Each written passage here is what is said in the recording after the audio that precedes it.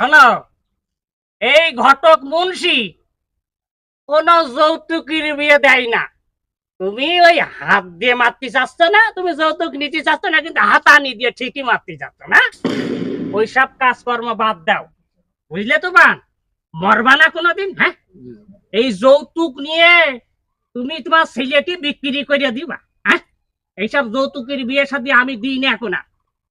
আমি এক সময় অনেক অবৈধ এই যৌতুকের টাকা পয়সা কমিশন খাইয়ে বহু টাকা পয়সা আমার হইলো। সেই টাকা পয়সা কি একটা আছে? তোমার চাষি আজ 3 বছর বিছানায় পড়ি, ঠ্যাং দুটো ভাঙা, তার পিছনে টাকা ঢালছি ঢালছি ঢালছি, আমার পকেট শূন্য হয়ে গেল। আর আমার ছেলে একটা, সে ছেলে আমার ছেড়ে দিয়ে অন্য জায়গায় থাকে। তাহলে আমি কি সুখে আছি? এই অবৈধ ইনকামে কোনোদিন শান্তি আসে না, বুঝলে তো? ওইসব বাদ দাও। চাচা, আপনার কথা শুনে আমার চোখ খুলে গেল।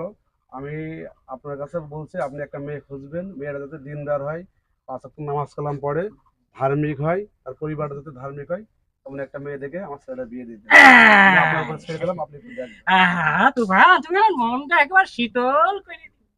খুব ভালো কথা বলেছো। শোনো, তুমি এই নিয়েতেই থাকবা, জি জি জি। কখনো যৌতুকের ভিতরেও যাবা না, নিবাও না।